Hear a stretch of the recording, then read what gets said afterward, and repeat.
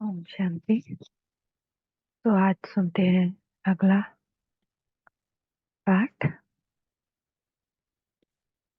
ब्रह्म कुमार जानकी जी, जो कि वर्तमान समय यानी उस समय ईश्वरीय विद्या विश्वविद्यालय की प्राशिका थी, दिखती है कि अब जो लोग ईश्वरीय सेवा केंद्रों पर नित्य प्रति ज्ञान लेते तथा योग अभ्यास करते थे, उनके जीवन में अलौकिक सुख का अनुभव हुआ।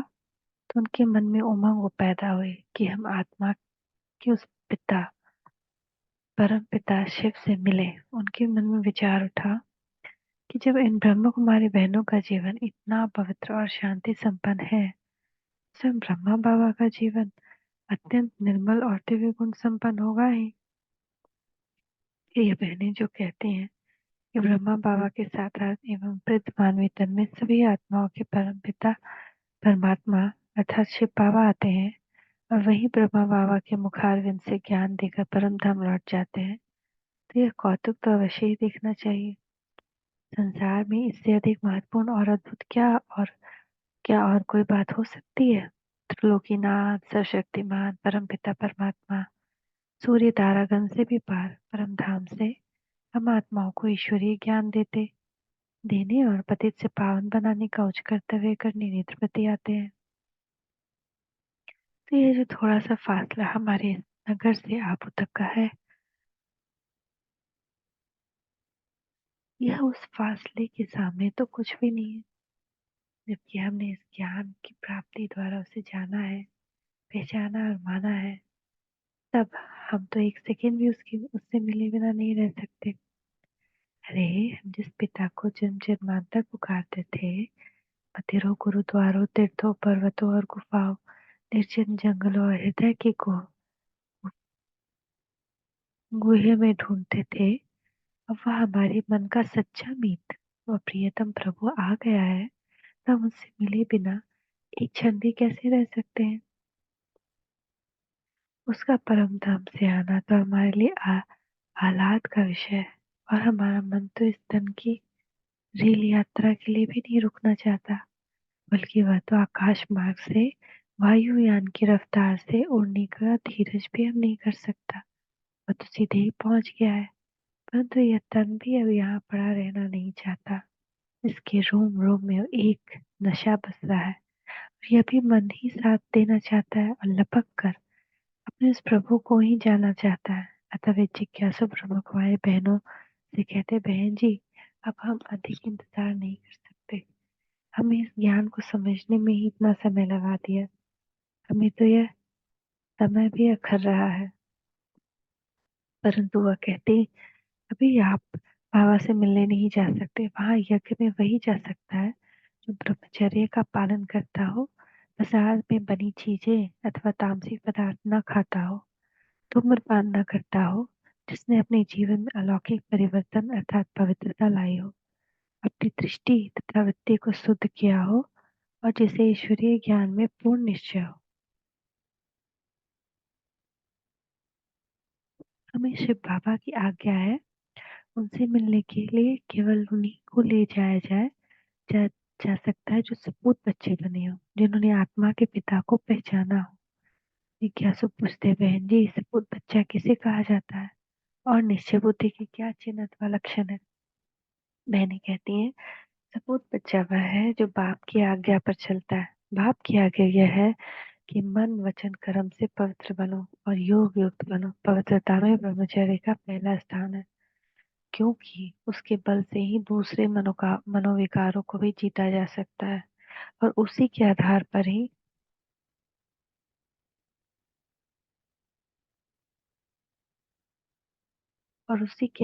पर ही आत्मा का योग भी परमात्मा से लग सकता है। जो इस पहले नियम का पालन करता है तथा अपना आहार व्यवहार शुद्ध करता है, वही शिव बाबा का आज्ञाकारी सपूत तथा योग्य बच्चा है। वह उनसे मिल सकता है ना। अगर हमारा आहार व्यवहार गलत है, अशुद्ध है, तो चाहे वो कितना भी योग करे, उसका योग नहीं लगता है, उसको अनुभूति ही नहीं होती है। लेकिन जहाँ पवित्रता आए भोजन में, वहाँ योग लगता है, या मन वचन कर्म में। तो ज्ञान में निश्चय होने का प्रमाण मनुष्य के निजी आचरण से मिलता है। यदि किसी मनुष्य को ये इस ईश्वरीय ज्ञान में निश्चय होगा, उसके जीवन में अवश्य ही परिवर्तन आया होगा। उसने अपने तमोगुणी स्वभाव को बदला होगा, खराब आदतों को छोड़ा होगा और अब वह ज्ञान के नियमों के अनुकूल चलता होगा। कई जिज्ञासु कहते, बहन जी, हमें बहुत सी बातों में निश्चय है, कुछ एक में नहीं है। वहां आबू में जाकर शायद वह भी निश्चय हो जाएगा। अन्य कहते, बहन जी, हमारे जीवन में कुछ परिवर्तन तो अवश्य है, परंतु हमारे संस्कार ऐसे कड़े हैं कि हम इस काम महाशत्रु पर विजय नहीं पा सकते। अतः आप हमें बाबा के पास ले चलिए, शायद वहां जाकर उन्हें सम्मुख मिलकर हम अपने संस्कार को भी ठीक कर पाएंगे।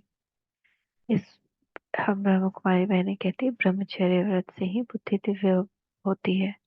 ज्ञान की दिव्य चक्षु है, ज्ञान ही दिव्य चक्षु है। दिव्य बुद्धि और दिव्य चक्षु द्वारा ही तो परमात्मा को जाना जा सकता है।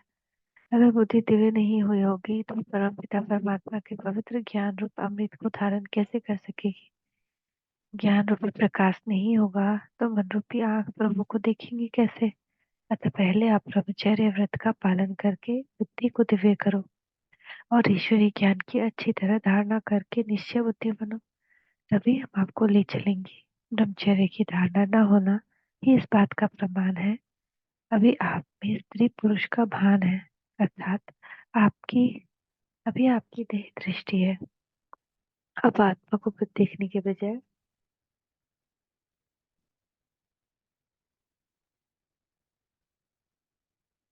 शरीर को देखते हैं और स्वयं को भी देह मानते हैं। देह दृष्टि और देह बुद्धि होने पर आप तो ब्रह्म बाबा की भी देह को देह ही दिखेंगे। आप आत्माओं में से परम जो परमात्मा परम आत्मा शिव ब्रह्मा बाबा के तन में आते हैं, उन्हें तो आप देख नहीं सकेंगे।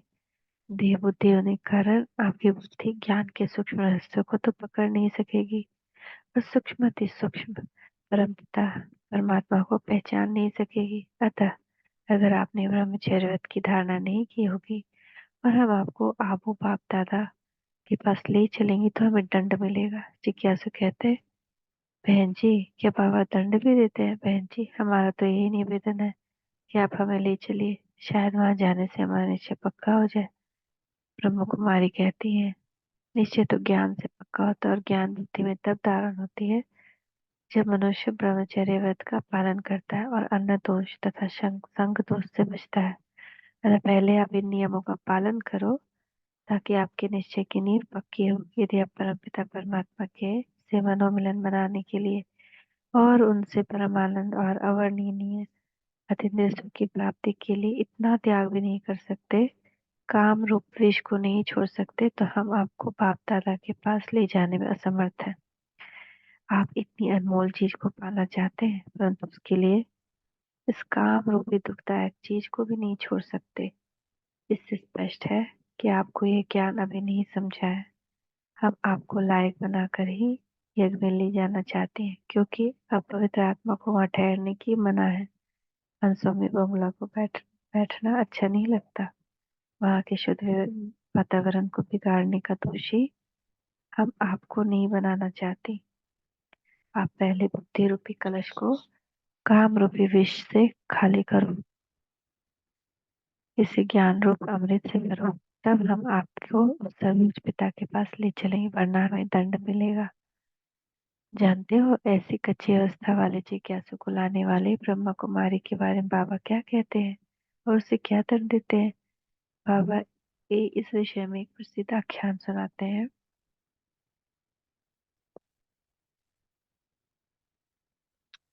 यह आख्यान यह है कि एक परी मृत्यु लोक से किसी मनुष्य को देवलोक में अथवा इंद्र की सभा में ले गई। वह दूसरे देवी देवताओं के मन में ऐसा महसूस हुआ कि आज इस सभा में मृत्यु लोक से कोई विषयी व्यक्ति इसी तरह आ बैठा है। सभा में वायुमंडल बिगड़ने के कारण थोड़ी हलचल हुई। आखिर इंद्र ने पूछा कि कौन परी इस विकारी दृष्टि अथवा शुभवृत्ति वाले मनुष्य को इंद्र की सभा में लाए। आख्यान में बताया जाता है, इंद्र ने उस मनुष्य के साथ परी को भी सभा से निकाल दिया और वह मृत्यु लोक में एक वृक्ष बन गई। बाबा का यह आख्यान सुनाकर समझाते हैं कि यह आख्यान इसी इंद्र सभा के बारे में है। ज्ञान और योग के परों से युक्त जीवन व्यक्ति जो इस कलयुग मृत्यु लोक से किसी वासना युक्त मनुष्य को यहाँ शिव बाबा के पास तथा ब्रह्मा बाबा के पास अर्थात ज्ञानामृत की वर्षा करने वाले इंद्र की सभा में लाता है, वह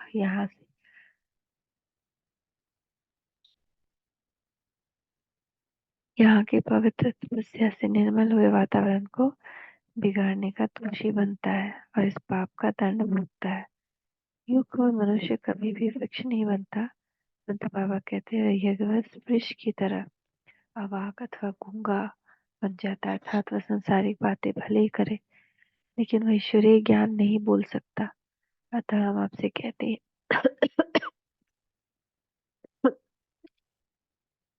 कि आप पहले उस सच्ची इंद्र सभा में जाने के योग्य बन जाओ।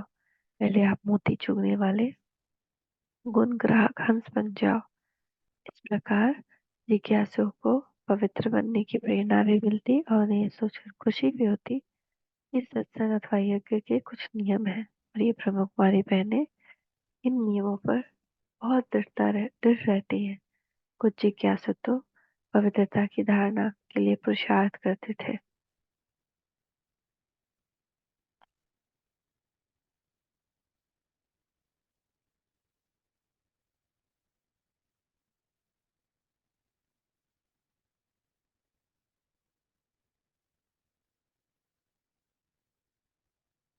और कुछ हताश होकर छोड़ भी जाते थे।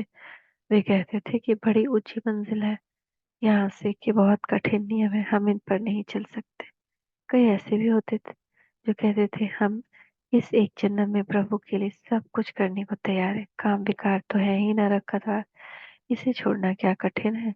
जबकि इसे छोड़ने से हमें प्रभु मिलते हैं तो इसे तो हम एक सेकंड में छोड़ देंगे। अन्य को जिज्ञासु कहते बहन जी, हम तो संपूर्ण निश्चय बुद्धि हैं, हम कम से कम 1 मास से तो ब्रह्मचर्य व्रत पालन कर रहे हैं। हमारा खान पान अब शुद्ध है, हमारे संस्कारों में परिवर्तन आया, हमारे कुटुंबी तथा हमारे अड़ोसी पड़ोसी इसके गवाह हैं। अतः आप हमें तो ले चलो, हम आपको लिख कर देते हैं कि हमें पूर्ण निश्चय हो चुका है कि अब उस बाप को मिलने के लिए हमारा मन तड़प रहा है। ऐसे जिज्ञासु को पहले यज्ञ में बाप दादा और यज्ञ माता के सामने ले जाती।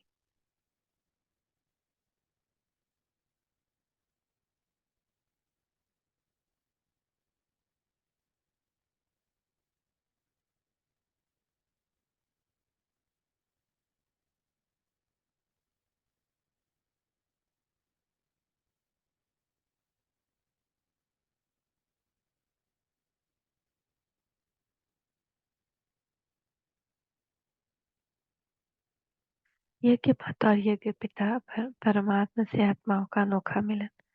ब्रह्म कुमारी जानकी जी कहती है कि जब हमने अपने नगर से जिज्ञासु रेलगाड़ी में सवार होते तो उनके मन की अवस्था अजीब होती थी। उनकी बुद्धि में बस यही विचार होता था कि हम ब्रह्मा बाबा, शिव बाबा तथा सरस्वती मैया से मिलने जा रहे हैं। जैसे जैसे स्टेशन गुजरते जाते उनके मन की उत्कंठा बढ़ती जाती। आबू रोड जाकर जब वे उतरते थे उन्हें वो सामने से पहाड़ देखते हुए सोचते थे कि बस अब तो ऊपर बाबा हमारे इंतजार में होंगे। न जाने उनके मन में एक अपनापन क्यों महसूस होता था और मिलने से पहले ये भाव क्यों उमड़ पड़ता था कि अब हम अपने सच्चे बाप के पास अथवा अपने घर जा रहे हैं। उन्हें एक अजीब सा आकर्षण महसूस होता था। आखिर आखिर वे ऊपर आओ पर्वत पर यज्ञ में जा पहुंचे। बाबा द्वारा पहले ही यज्ञवत्सों को आदेश होता था कि आने वाले जिज्ञासुओं को कहाँ ठहराना है तथा उनकी कैसी व्यवस्था होनी चाहिए। बाबा कहते मेरे सिक्के लदे बच्चे आए हैं,